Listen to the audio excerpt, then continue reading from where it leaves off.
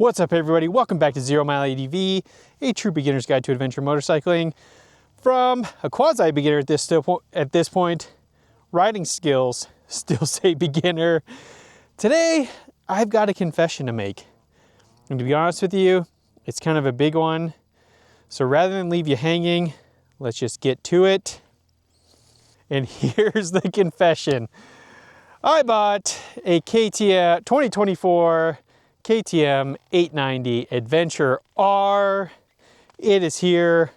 We've talked a lot of trash about this bike. I have a lot of time on, I did the New Mexico BDR on one of these bikes, basically this exact same bike, except for the one I rode had quite a few more miles on it.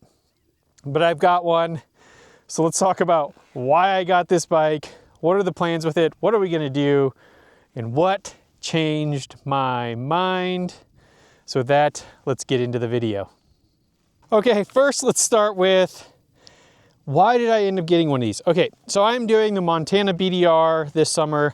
I love riding. I'm a gear nerd. I love riding and trying new things. And so if some of you are on the Zero Mile First Edition email list, you saw an email a while back. I've been contemplating some smaller, lightweight bikes that I could put on the back of my truck, because I have like a motocross dirt bike trailer that I could put on my bike, put on the back of my truck and drive my truck up to Montana to do the Montana BDR this summer. And I was really going back and forth on which bike I wanted to purchase. And then my goal at the end of the Montana BDR was then to give the bike away, because I don't really need to own another motorcycle, but it would be a lot of fun with Zero Mile to then give the bike to somebody and let them enjoy it and provide a nice gift to somebody. So as I started like crunching the numbers and looking at the costs, especially as I just rode the Kobe 800 X Rally, as I rode the BMW R12 GS, as I rode the CF Moto 450, Yamaha Tenere 700. So all these bikes in the middleweight class, honestly, there was just nothing that stacks up against this bike. When it comes to horsepower, low center of gravity, the features, and the cost. So that is the big thing.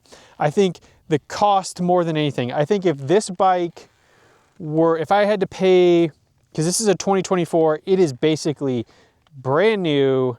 I mean, it still has the knobbies on the tires. It hasn't even had its break-in service. I think it had 10 miles on it. And I got this bike for $13,000, not including taxes. So by the time the government gets theirs, we're around $14,000 for this bike. That Kobe is $14,000. So it just didn't make a lot of sense to buy one of the other bikes. And to be honest with you, looking at some, I did a lot of research. I did a whole video about what makes the KTM, like I was trying to figure out what was the cult following with the 890. And I think the unique thing about that project is that I know a lot about adventure bikes, because again, I'm a gearhead. I just love gear and I love tech, and I own a tech company as well. And so it was just like something that I'm really interested in and I love researching. And as I went through that journey, because I am new to adventure motorcycling, you kind of just figured that this middleweight segment was there. And without going into the full story, if you want to go check that video, go check that out. Basically, I came to the conclusion that this is actually a really, really unique bike.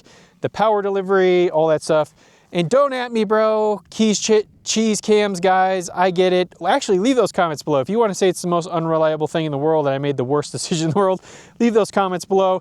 If you want to say that I'm the ugliest dude on the planet, my videos are stupid, you hate my channel, anything you want to say derogatory about me, if it makes you feel better, I'm here for you, man. Leave those comments below. So, cheese cam thing aside, this bike actually comes with a 4-year warranty that is transferable. So when we give this thing away, it'll be transferable to the next person. And so honestly, I was like, I think just because of the amount of fun we've had on the channel and the comments, and we love to talk about the 890R guys, it also just from a business standpoint, so from a Zero Mile production standpoint and what you guys are interested in watching on the channel, it also just seemed to make sense. It seems like anytime I talk about this bike, it just gets a lot of interaction. So it means you guys enjoy talking about it. So here it is. This is a 2024.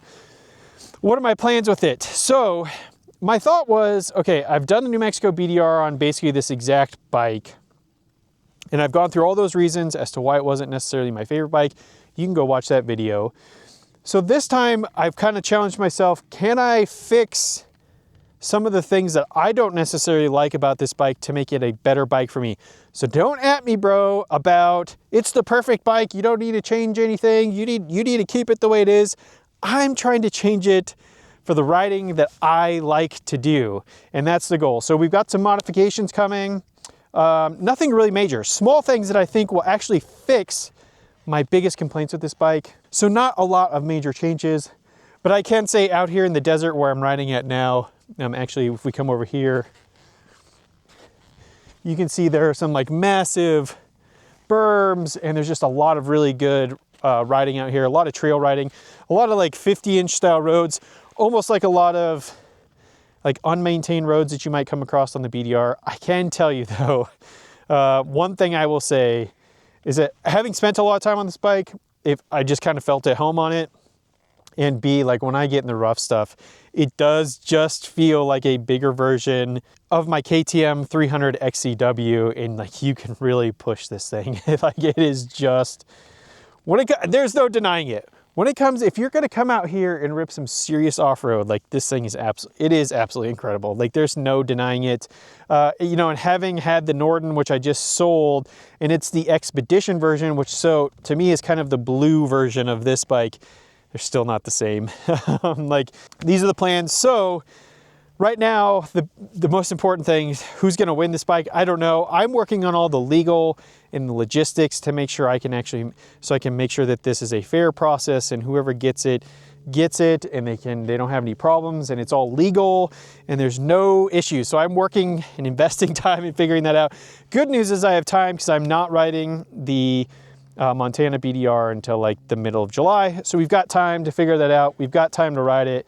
We've got time to make some modifications to see if it's better, so we can create some content with this and have a lot of fun. So with that, make sure to subscribe, leave those comments below. Tell me why you hate this channel. Tell me why you love the 890. With that, go check out my other video on my initial thoughts and then kind of the follow-up doing on some research. You should definitely check those out, and we'll see you next time.